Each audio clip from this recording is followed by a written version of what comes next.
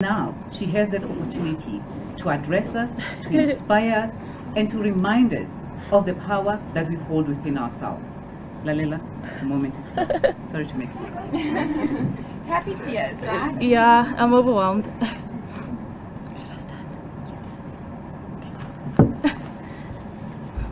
Hi guys. Hi guys. Is this on? Yeah. Ooh. First of all, it's so amazing to be home. I have thoroughly missed South Africa. I actually even missed our taxi drivers. Like, I think they create ambience. Like, I miss that stress in the morning when they just cut you off. I wrote a few words because I knew I wouldn't be able to gather myself. Ooh. Okay. So I always knew that. Is this loud enough? Oh, okay. So I always knew that being Miss South Africa wasn't going to be smooth sailing.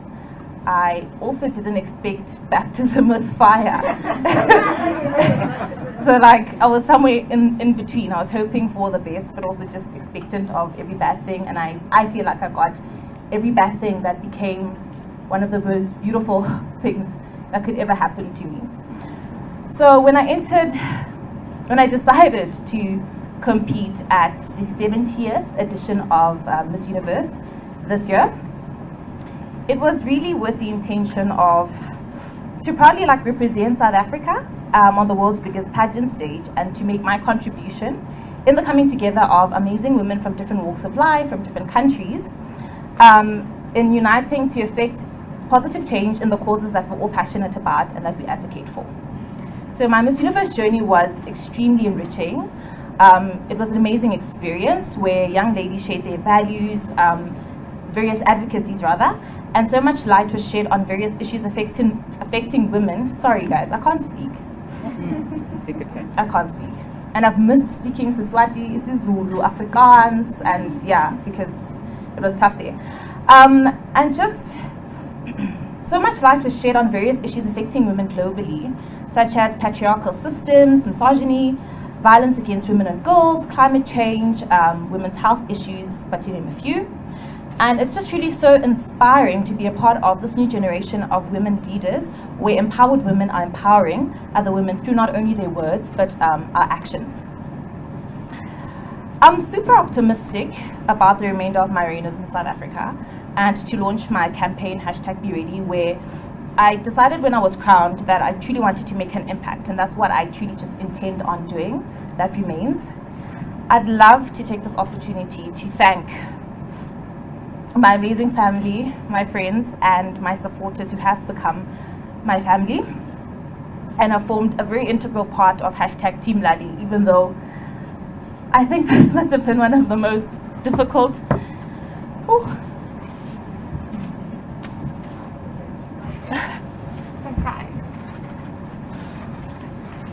I'm even back now and I'm not even certain if sometimes I question whether going was even the correct choice. Just because when I made that decision it no longer became about me but the safety of my family and those I love. And to receive death threats, to not be able to sleep, I don't even think I prepared for this competition. So for me, being third is the biggest win I could have ever achieved, and I'm extremely proud of myself.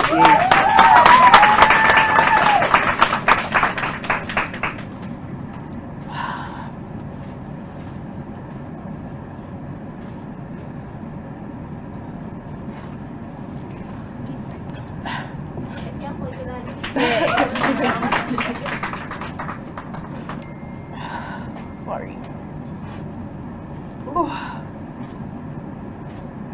So thank you to everybody for your unwavering belief in me and your kindness and your support, and to my Miss South Africa team.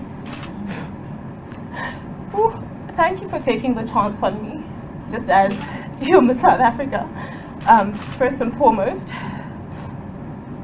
and for giving me the chance to pick courage over comfort. Yes. Yes.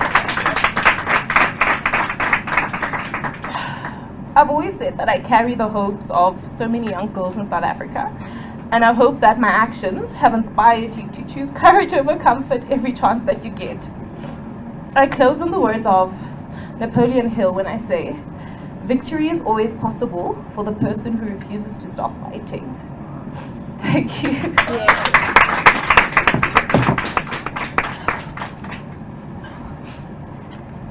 Wow.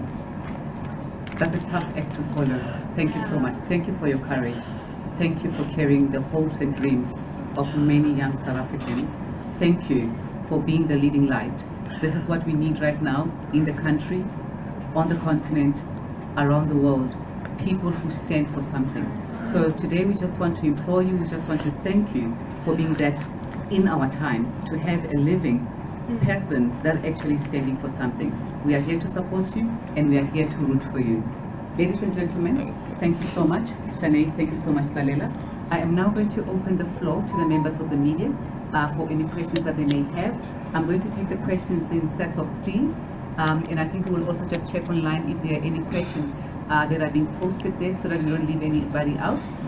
But for now, if there's anyone who has a question, please may you raise your hand. Tell us your name and the publication that you're coming from or the outlet that you are representing, and Mike will come to you, and then Lalela will then take will take the question. Over to you. Do you have any questions? Yes, ma'am. Hi, Lalela. Congratulations on your placing. I can see you're very emotional, and I can only imagine the stress over the past couple of months. Pressure, comments on social media. But what I'm really interested in is how you're feeling, how you felt after what looks like the government's basically a bad news. That moment where that statement came out and they said we are distancing ourselves and she is going there without our backing. What went through your mind? Okay. Sorry, let's just check if we've got another question. We're noting them. Right. Over here.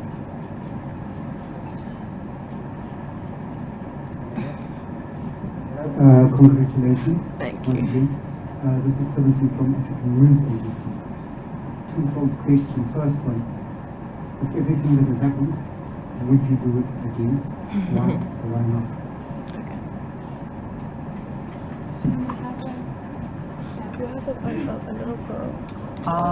Okay. So maybe. Hello. Hi. I'm Mswane. Lalela, I want to ask you a question about who inspired you to enter Miss South Africa?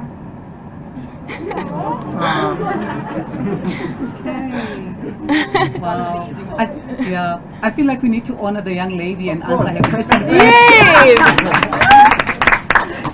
So maybe if we could start answering that first. Who inspired you? Hi, Sissy. How are you? Thank you for coming and thank you for your question. I was 7 when Claudia Henkel was crowned, and then just seeing the amazing legacy of women that came before me and how much they could do with the title truly inspired me. And it was always a dream of mine since I was young, but life happened and then that dream sort of went away, and in varsity I think it returned. It never really went away, but yeah, life happened and I knew I had to give it my best shot. So I definitely would say just watching various queens and my predecessors and what they've gone out to do in the world truly inspired me to enter. Did I answer your question?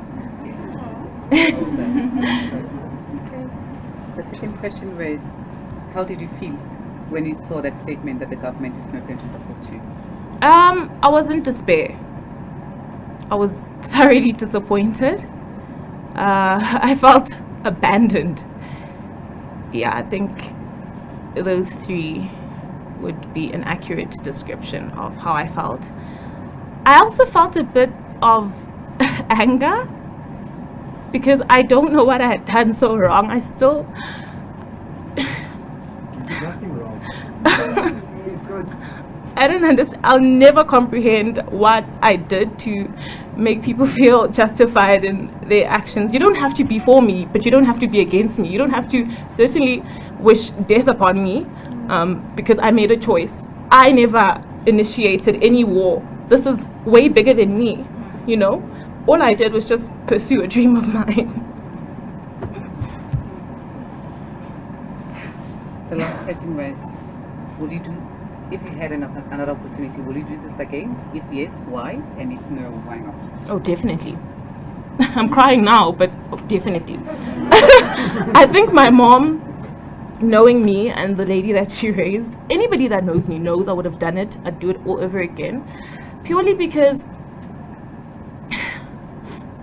I'm a firm believer in not succumbing to pressure. I would have regretted it for the rest of my life. I'm not in the wrong. I have a responsibility to my people, yes, but I will not be bullied into making any sort of decision. And also, I was of the view that I'm being attacked because I failed to pick a side as a sign of loyalty. That's very immature, unnecessary, and it wouldn't get us anywhere. Imagine I hadn't gone. What would have happened? What would have happened? Wouldn't serve anyone. So I'd definitely do it again. Awesome. I'll open for another round of questions. Do we have any other questions from the floor? Anything, Shanae, online? Okay. Thank you. Let's go ahead. Just what are you looking forward to, and what kind of change do you think you want to effect over your reign over the next year? I've been looking forward to launching my campaign. I set out to make unemployment my advocacy when I entered. So I have a campaign hashtag Be Ready. So I'd love to launch that, and I actually want to pledge. I am pledging 10% of my Miss South Africa winnings towards that, just because I feel like a lot of people always say, yeah, this is what I want to do, but there's never any real impact. So I want to show people not only through my words but through actions.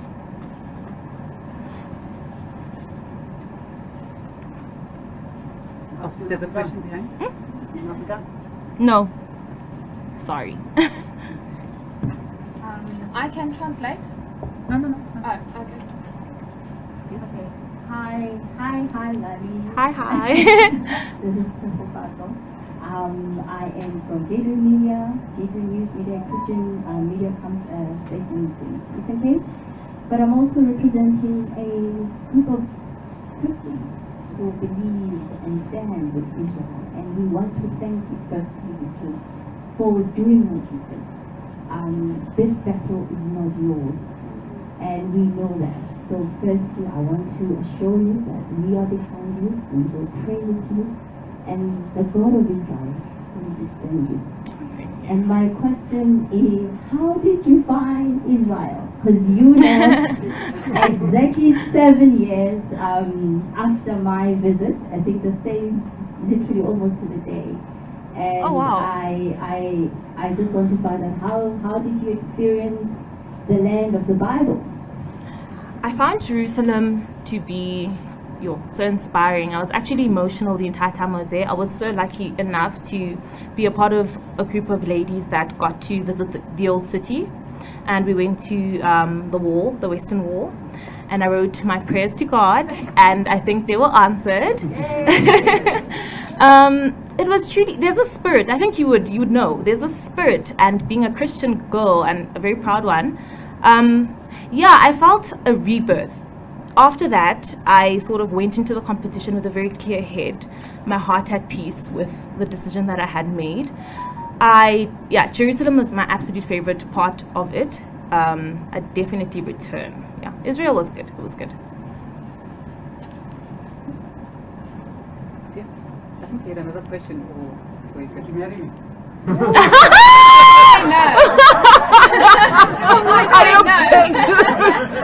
That was off the record.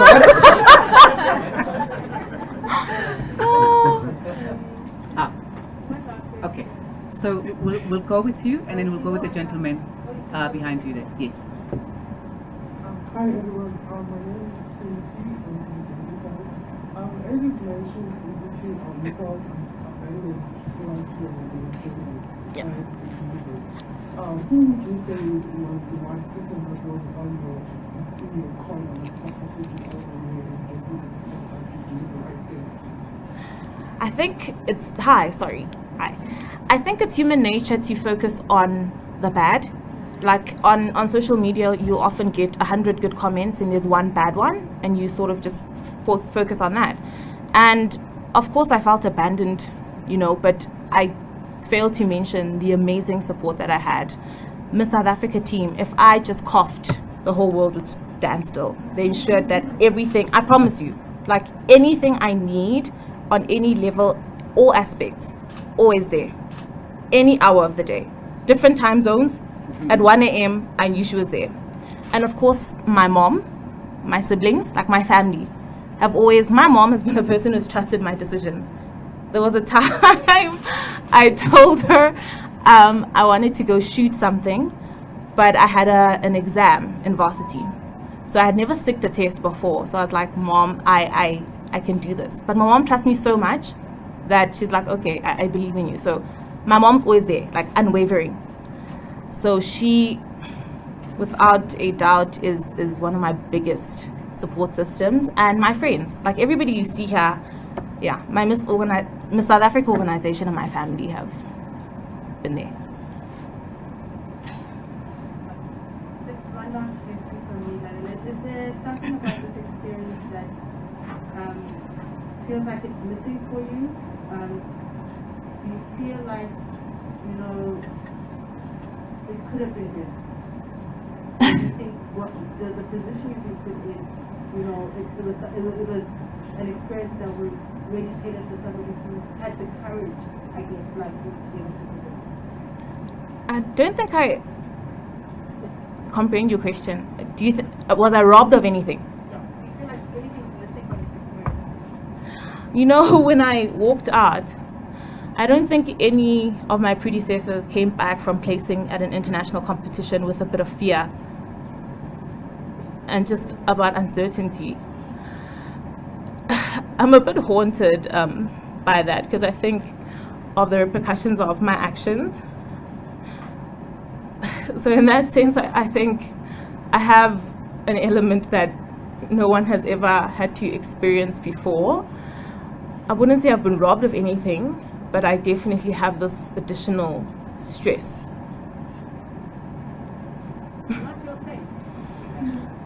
I feel safe, but like the harassment continues. You know, when you stepped out there, I saw so many people I loved, and then Free Palestine chanting in the background. It's like, yeah, it's a lot.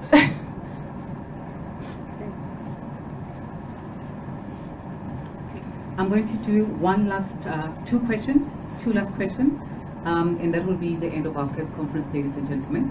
So I am going to take the lady over there and the lady at the back. They haven't had a chance to ask questions yet, and then from there, that will be it from the media today. Ma'am, please go ahead. Hi, I'm Jen from Vision Post Blog. I'm going to ask you to be representing social media group today. Firstly, congratulations. Thank you. We are so proud of you. I know that there's an organisation that's demanding an apology from our Minister of Thought, Arts and Culture. I don't know whether that was represented an apology from our government. Would you accept that apology? I know that U-turn seems to be the order of the day nowadays.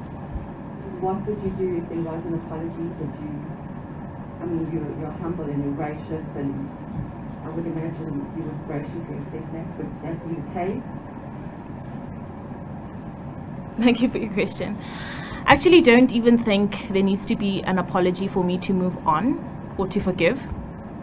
I'm not forgiving anyone for their own sake, whatever, it's for my own peace and sanity. If an apology came my way, great. If not, that's also fine. It is what it is, but I'm not waiting on any apology. I'm not bound by somebody else's actions in order for me to move on.